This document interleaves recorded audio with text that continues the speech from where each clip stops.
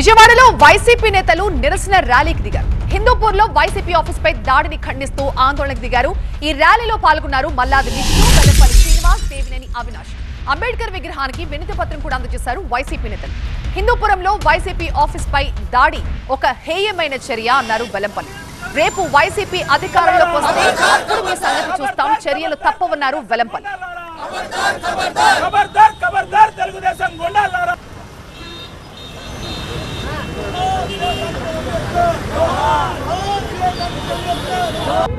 మొన్న హిందూపురంలో వైఎస్ఆర్ కాంగ్రెస్ పార్టీ కార్యాలయం మీద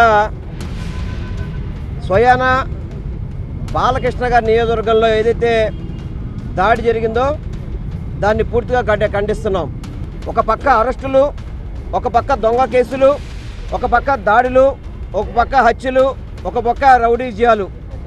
దుర్మార్గంగా ఈ కూటమి ప్రభుత్వం ఏర్పడి సుమారు 17-18 నెలలు అవుతున్నప్పటికీ కూడా ఈ యొక్క దహనకాండని కొనసాగిస్తూ ఎక్కడా ఈ రాష్ట్రంలో అభివృద్ధి లేదు, సంక్షేమం అమలు లేదు. కేవలం రౌడీయిజానికి బ్రాండ్ అంబాసిడర్గా ఆంధ్రప్రదేశ్ రాష్ట్రాన్ని తీర్చిదిద్దే విధంగా కూటమి నాయకులందరూ కూడా పనిచేస్తున్నారు.